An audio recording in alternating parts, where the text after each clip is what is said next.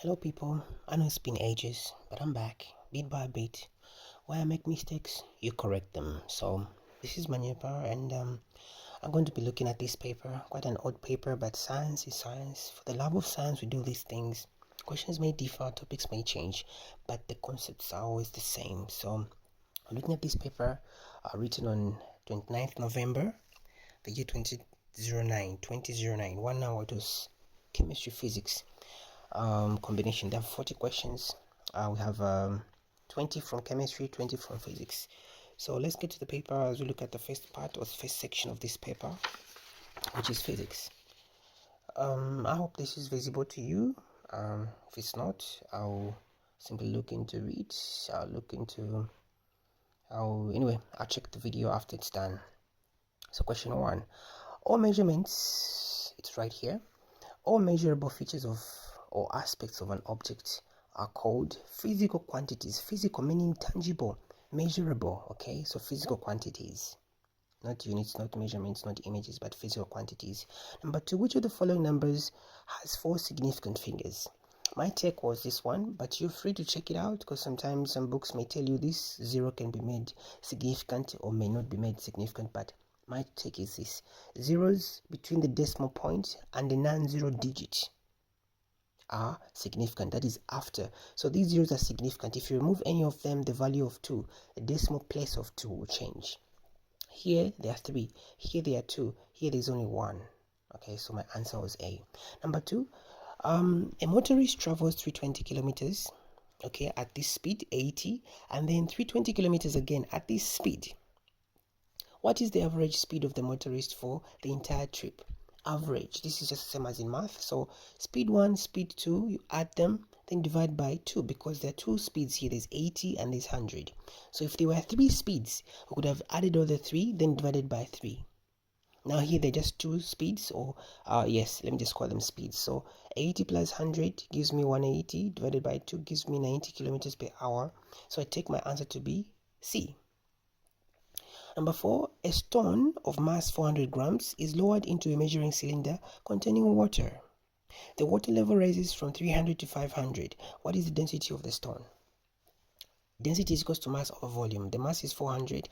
Then I need to find the volume of the stone because here they've just told me the change. So I need to find the difference. So I subtract 300 from 500 to give me this change. This is the change that took place. Okay, so the volume of the stone is 200. So this is my 200 here. So 200 into 400 gives me 2. The density is 2 grams or 2.00 grams per cubic centimeter, because we're having cubic centimeters and grams. So my answer here is D. A force acts on a mass of 1 kg, producing an acceleration of 1 meter per second squared. What force is called? This force is called. Therefore, if you know the definition of a Newton, it's a force that accelerates a mass of 1 kg at 1 meter per second squared. So it's a Newton. B is our answer there. The next question: a uniform plank of length 10 centimeters is in equilibrium as shown in the figure below. So this is from 0 to 10. Okay, this is our plank pivot. Then at F, or let me just say at A force of 100 newtons, which is force of 100 newtons is applied downwards as shown here. What is the weight of the plank? So here we're having a plank that is balanced at some point, and this plank is balanced by a force of this much weight, 100 newtons. So if this plank is balanced, it means the weight of the plank is the one balancing this 100 newtons. So we always take the center of mass of a given uniform. They've said uniform plank, meaning its center of mass is at its middle point at 5. So the downward force on the plank will be acting around this point here downward. So this is the force that we're looking for. Okay, let's just give it F2 because I gave it F2 here. So this is the weight of the plank we're looking for. So the force being talked about is simply weight. Excuse me. So we have this, a force of our equation is here. Okay, the principle of equilibrium principle of moments. These are anti-clockwise moments. Or this is anti-clockwise moment because it will go in that way at this pivot, and this is the moment for the clockwise motion. So FD is equals to F2D2. Since we are talking about weight, I've just substituted the F with W. So I've just used W because we're talking about weight. This is downward. So you hang them or you balance the system depending on the pull of gravity. So I take my W to be the 100, which is our F here. Okay. Then this is what we're looking for, which is this. We're given this as 10 centimeters, but I converted it to meters. Remember, 1 meter is equal to 100 centimeters. Okay, 100 centimeters, like right here. So you can still leave it in centimeters. The answer will still be the same because they are ratios, but I just converted it to this much, to meters. Then I calculated for W2, which is the weight of the ruler. It gave me 150. So F times D, which is this one here, from 0, 1, 2, 3. This is 3 centimeters. Converting it to meters, you have to divide it by 100, giving you 0.03. So the force here is 100, which is this 100 here. Then the distance is 0.03 meters from the pivot. So FD. And this one is our W, the distance, the middle point of the ruler, the point where the mass is acting on the ruler is here. And the distance of this point, all the way from the point of action of the weight of the ruler, is 2 centimeters from the pivot. So this is our 0.02, which is this here. And we're looking for this, which is this here, the weight of the ruler. When you do your algebra here, then you divide by 2 to make W2 your subject. It simply comes out as 150 newtons. Our answer there is C. I move on to look at question 7. A ball of mass 5 kg. Okay, let me just do this a little bit on the camera. Okay, there we go. A ball of mass 5 kg, so 5 kg, moves vertically upwards from the ground level till it reaches a maximum height of 4 meters.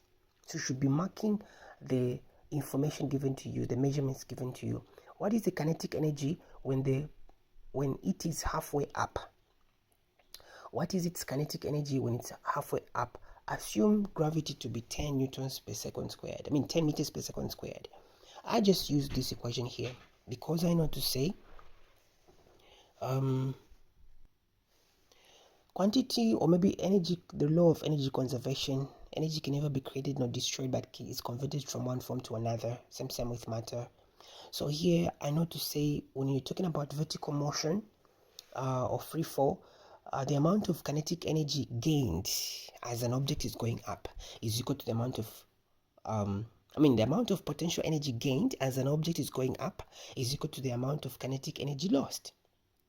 And when an object is falling, it will gain kinetic energy and lose potential energy when it's falling. So I just use this formula because I know to say the change will be the same, the amount of energy will be the same. So I calculated for the potential energy that the stone had when it was halfway up, because I know to say that the amount of potential energy it gained was equal to the amount of kinetic energy it was having at that point.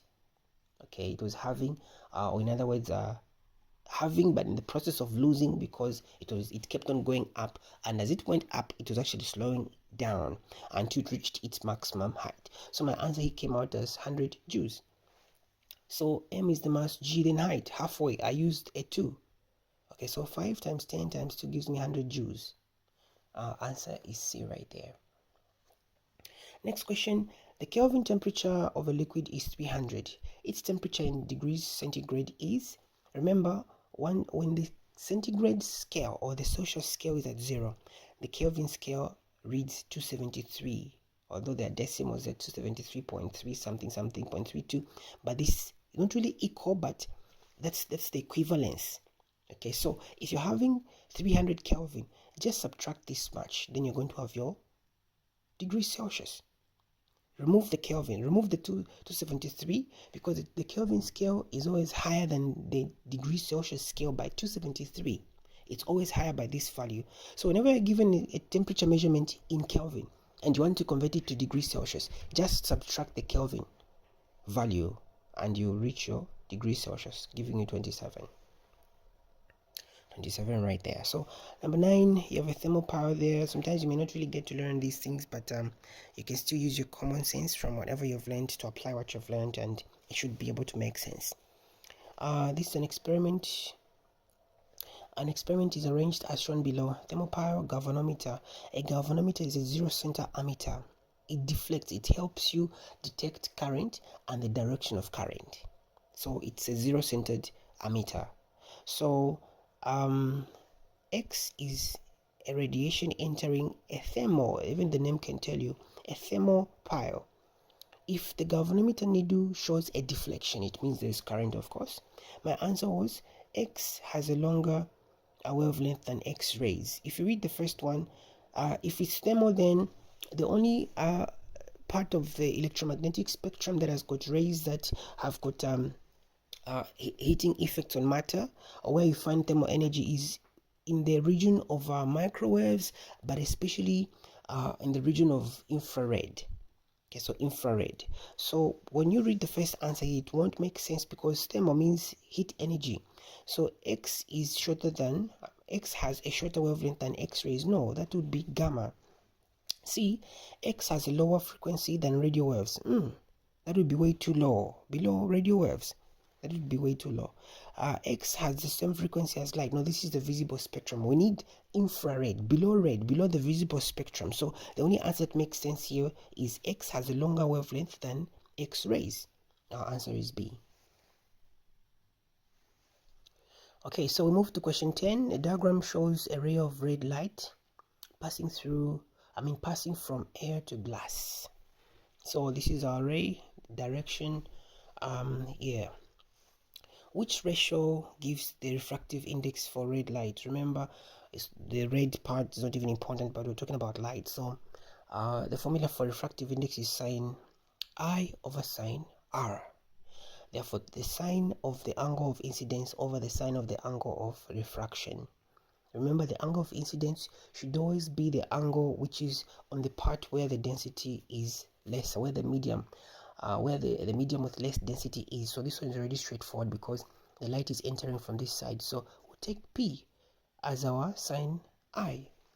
So I've written here to say angles are always measured against the normal, and this is our normal. So don't pick Q, don't pick Y. So anywhere where there's Y, where there's Q, where there's Y, all of these fall off. Our answer is the sine I over sine R.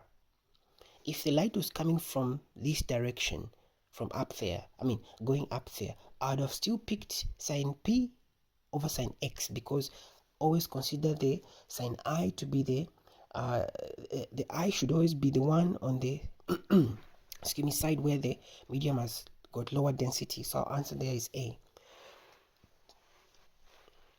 The next question there, question 11. A loud sound is made in front of a tall building. An echo is heard 4 seconds later after the sound is produced. If the speed of the sound in the air is 320 meters per second, how far away is the building? I've used this formula here. Speed is equal to 2d over t. This is the formula used to calculate for speed of sound when you are using the echo method. Therefore, in the echo method, sound travels the same distance twice. It goes, bounces, then comes back. So what you get to receive is echo.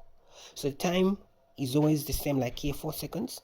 Then the distance will be covered twice, going and coming. And they've told us the sound is made in front of a tall building. An echo is heard 4 seconds later, meaning 2 seconds coming, 2 seconds coming. 2 seconds going, 2 seconds coming back. And that's when the echo is heard. So I simply make D my subject. I cross multiply. I have ST here, divide by 2 on both sides. Then I have this. Then my answer comes out as 640 meters. You can pause the video and simply go through that. But remember, I'm putting this 2 here because the sound covers the same distance twice. Okay, so we move to question 12. The figure below shows the magnetic field lines on 2 pieces of places. How do you write places like this? Or pieces of permanent magnet. I was reading magnet before reading permanent. So permanent. So for this magnet, that magnet, look at the magnetic field lines. The arrows, they're radiating away from the tip or from the end, meaning this is our north and this is also a north, because they are these lines. So magnetic lines are always drawn to emanate from the north and they always approach the south. So our answer is 2 north poles. The field pattern is produced by 2 north poles, and this is our neutral zone, the point where there is no magnetism. Number 13 there.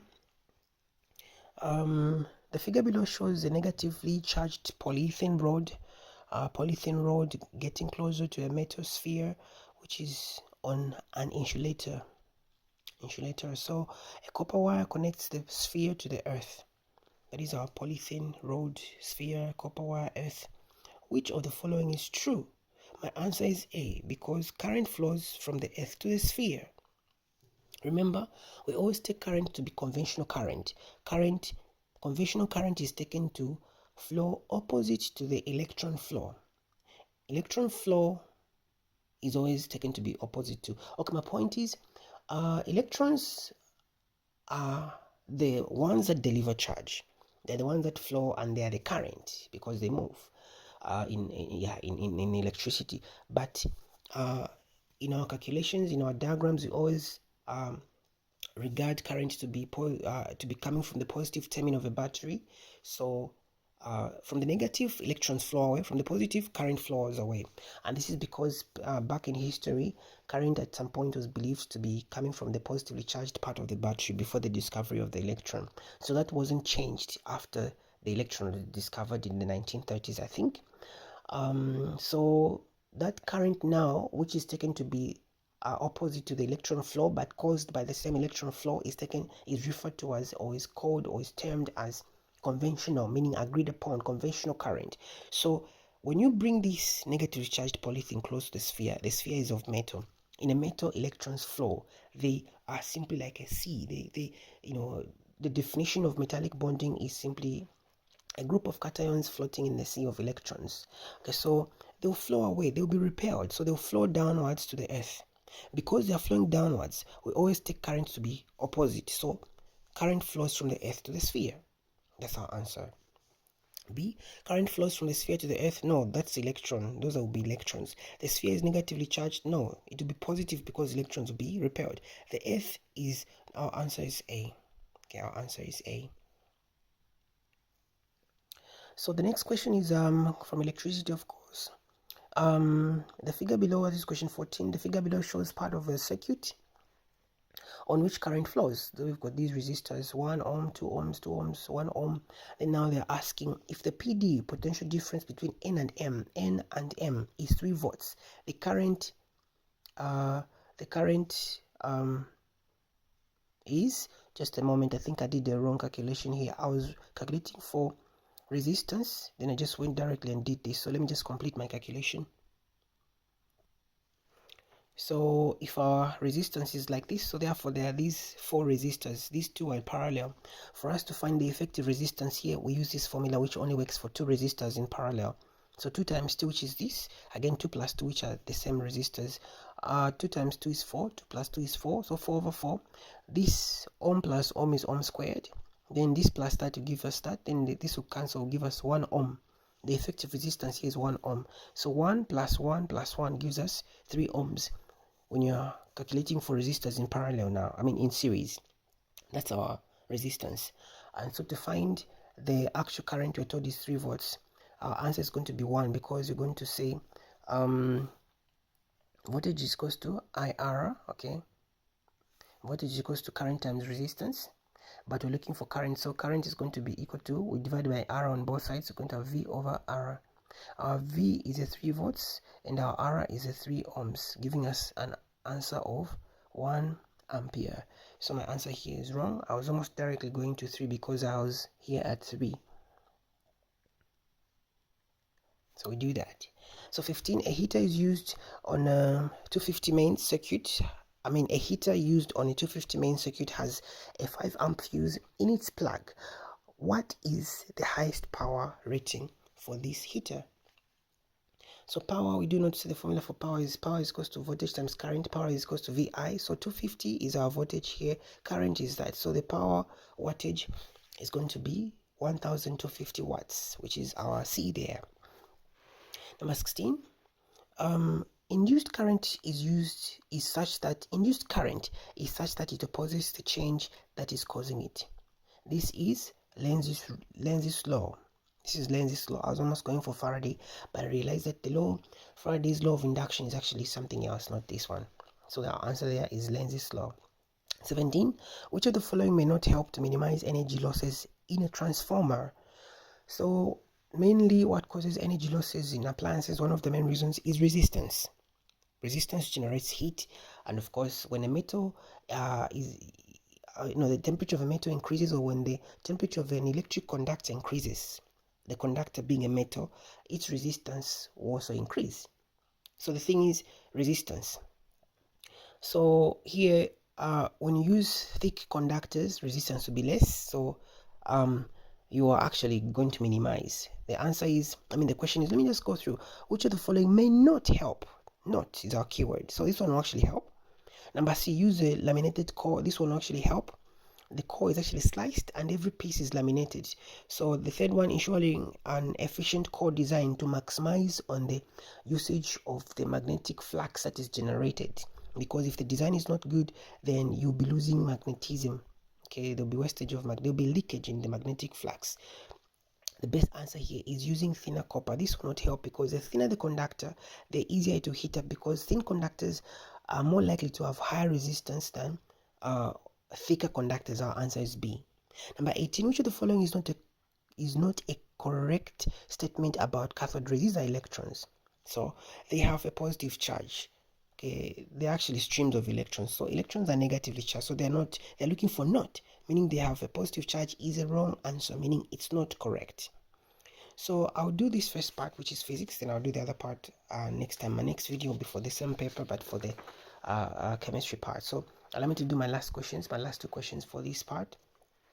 The radium nucleus, okay, radium decays to radon, which is this symbol as shown below. So it is radium decaying to radon. X is, when you look at, they're looking for, what is this X here? Is it an alpha particle, a gamma ray, or gamma photon, or a beta particle? You look at the change. You have to know the effect or the net effect of each type of decay out of the 3 types of decay we look at. There are more than 3 types of decay, but we look at only 3 in our syllabus. So an X-ray, no, it's not. Look at the change in mass. You have to know the properties of gamma rays, properties of alpha particles, and properties of beta particles. So there is a change here by 4 from the mass, 126 to 122. This is a reduction by 4. Then here there's a reduction by 2. From 88 to 86, meaning whatever particle this could be, it has a mass of 4 and atomic number of 2. So it's actually an alpha particle because that's the one that has got those properties. Sometimes alpha particles are referred to as helium nuclei. So they may have this symbol here, or they may just have this one here. So our answer is D. The last question there for this part before I say bye-bye for now. Compared to the charge and mass of a proton, an electron has, okay, compared to, I think we have actually entered chemistry, but let me just do this one. I'll start from 20. The answer is an opposite charge but similar mass, smaller mass. An opposite charge but smaller mass. The answer is C.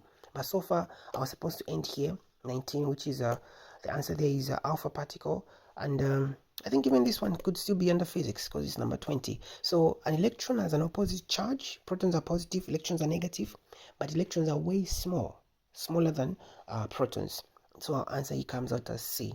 Compared to the charge and mass of a proton, an electron has an opposite charge and smaller mass. Alright then, let me say bye-bye to you for now. I'll see you all.